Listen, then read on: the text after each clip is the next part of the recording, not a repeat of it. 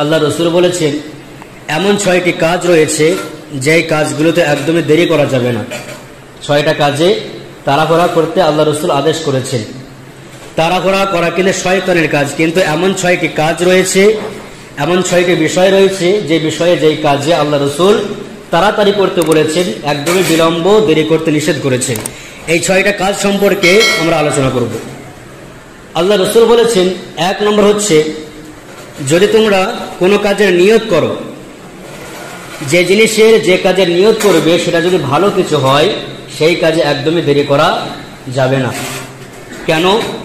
আপনি নিয়ত করেছেন কোনো মসজিদ, কোনো মাদ্রাসা, ভালো কোনো জায়গায় কিছু দেবেন, দেওয়ার ইরাদা করেছেন।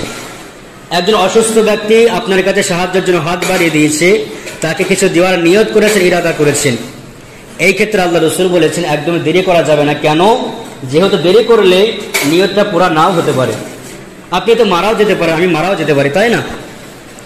এজন্য যেহেতু আমাদের তো মৃত্যুর কোনো নিশ্চয়তা নাই, কোনো গ্যারান্টি নাই। একটা মানুষ, একজন ব্যক্তি কত বছর জীবিত থাকবে কোনো নিশ্চয়তা নাই। এজন্য ভালো কিছুর নিয়ত করলে আল্লাহ রসুল বলেছেন সেই নিয়তটাকে অতি দ্রুত পুরা করা, এক্ষেত্রে একদমই দেরি করা যাবে না। তাহলে ভালো কাজে নিয়ত করলে যত তাড়াতাড়ি পারা যায় সেই নিয়তটাকে পুরা করার চেষ্টা করা। 2 নম্বর আল্লাহ রসুল বললেন, 2 নম্বর যে কাজটা করবে, যে কাজে দেরি করা যাবে না, সেটা হচ্ছে একজন ব্যক্তি মারা গেছে, মায়েতের দাফন কাফনের ক্ষেত্রে দেরি করা যাবে না, বিলম্ব হওয়া যাবে না। একজন ব্যক্তি মারা গেছে, অতি দ্রুত তার জানাজার নামাজ এবং তার দাফন কাফন সম্পূর্ণ করা, কারণ এক্ষেত্রে দেরি করা যাবে না। যত দেরি হবে ওই ব্যক্তি তত কষ্ট পেতে পারে। এজন্য আল্লাহ রসুল বলেছেন কেউ মারা গেলে অতি দ্রুত তার জানাজা এবং দাফন এবং কাফন সম্পূর্ণ করা। তাহলে কয়টা বিষয় গেল? 2টা বিষয়। 3 নম্বর আল্লাহ রসুল বলেছেন, যখন তোমাদের মেয়ে এবং ছেলে, যুবক যুবতী, পুত্র এবং কন্যা যখন বিবাহের উপযুক্ত বয়স হয়ে যাবে, সেই সময় একদমই মা বাবার উচিত হচ্ছে দেরি না করা। বর্তমান সময়ে অনেক মা বাবা আছে, ছেলে বড় হয়ে গেছে, বয়স পার হয়ে যাচ্ছে, উপযুক্ত বয়স হয়ে গেছে বিবাহের ক্ষেত্রে, মেয়ের বয়স হয়ে গেছে, কিন্তু যে কোনো কারণে হয়তো মা বাবা গুরুত্ব দিচ্ছে না।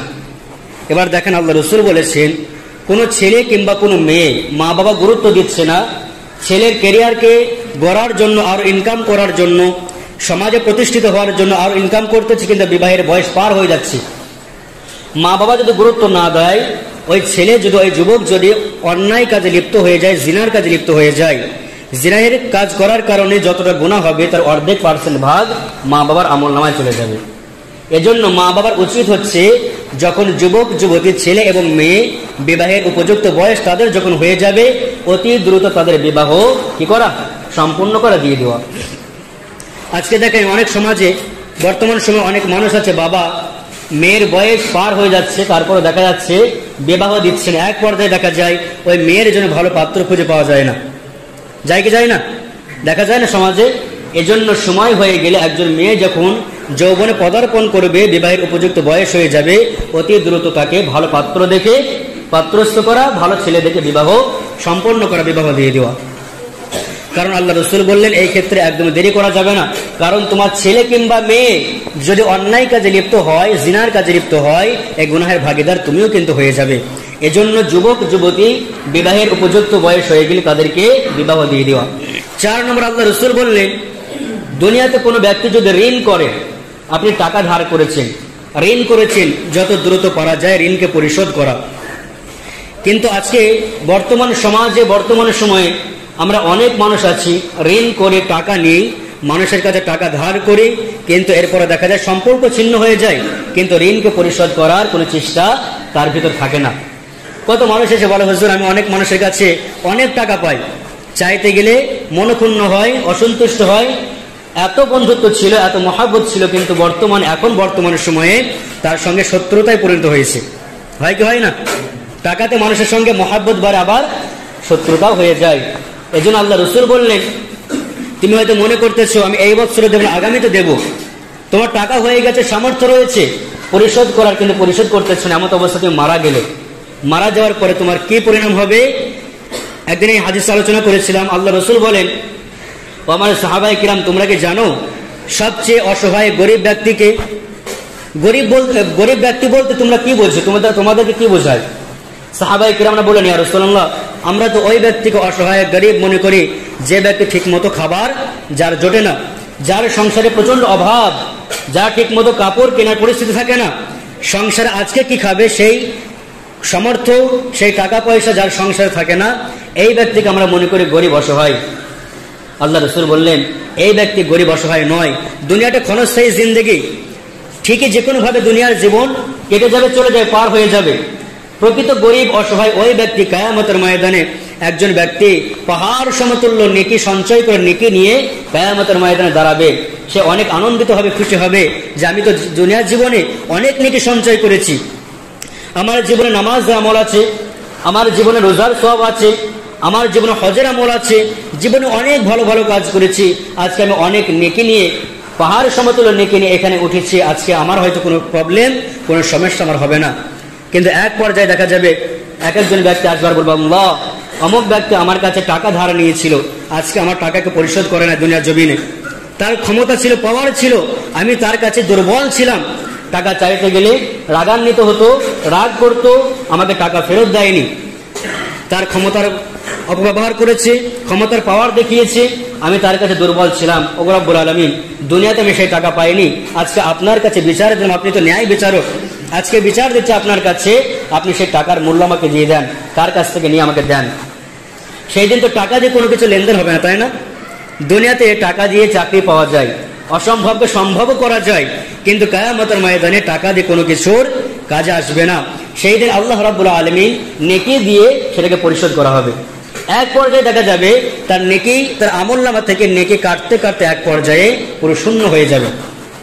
এই জন্য আল্লাহ রাসূল বললেন, ওই ব্যক্তি হচ্ছে সবচেয়ে প্রকৃত গরিব।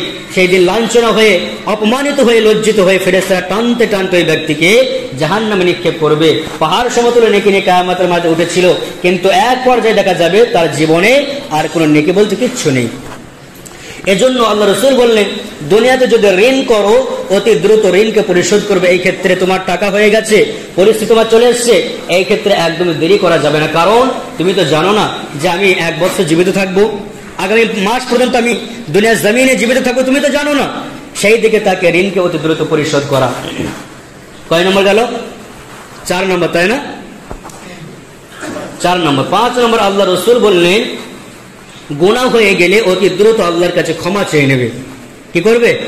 অপরাধ হয়ে গেলে, অন্যায় হয়ে গেলে, গুনার কাজ হয়ে গেলে তোমার দ্বারাই অতি দ্রুত আল্লাহর কাছে ক্ষমা চেয়ে নেবে, তাওবা করে নেবে। কেন? আজকে ধরেন আপনার দ্বারা গুনাহ হয়ে গেছে, অন্যায় করলেন, আপনি মনে করতেছেন আমি আগামী থেকে এমন ভাবে নামাজ পড়া ধরে যাব আর পরবর্তীতে আমার দ্বারা 1 ওয়াক্ত নামাজও কাজা হবে না।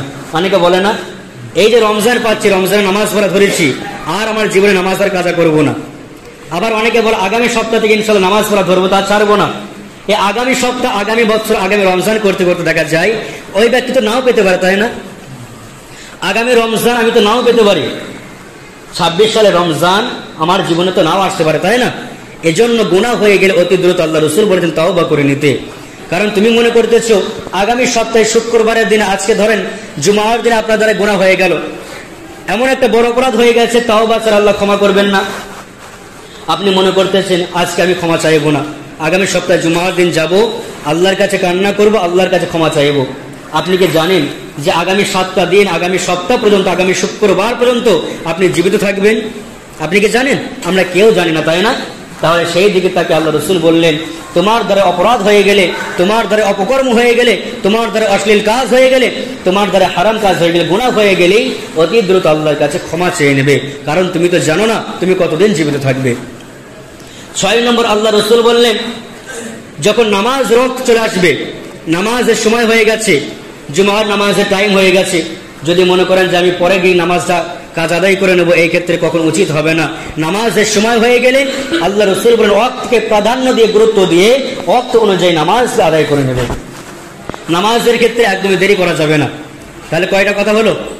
6টা কাজের ক্ষেত্রে একদমই একজন মানুষকে দেরি করা যাবে না, আল্লাহ রাসূল আদেশ করেছেন। 1 নম্বর হচ্ছে কোনো কিছুর নিয়ত করলে। অনেক মানুষ আছে ভালো কাজের নিয়ত করে, কিন্তু পরে দেব করতে করতে এক পর্যায়ে দেখা যায় তার সময় আর হয়ে ওঠে না। এজন্য আল্লাহ রসুল বলেন নিয়ত করলে, ভালো কিছু নিয়ত করলে সেটাকে অতি দ্রুত পুরা করা। 2 নম্বর হচ্ছে মায়েতের জানাজা, দাফন কাফন অতি দ্রুত সম্পন্ন করা। একজন ব্যক্তি মারা গেছে, যত তাড়াতাড়ি পারা যায় তাকে দাফন করা। 3 নম্বর হচ্ছে সন্ততি, ছেলে এবং মেয়ে বিবাহের উপযুক্ত বয়স হয়ে গেলেই তাদের বিবাহের কাজকে সম্পন্ন করে দেওয়া। 4 নম্বর হচ্ছে ঋণ করলে অতি দ্রুত পরিশোধ করে দেওয়া। 5 নম্বর আল্লাহ রসুল বলেন গুনাহ হয়ে গেলে তওবা করে নেওয়া। 6 নম্বর হচ্ছে নামাজের সময় হয়ে গেলে নামাজকে আদায় করে নেওয়া। এই 6টা কাজ আল্লাহ রসুল দেরি করতে নিষেধ করেছেন।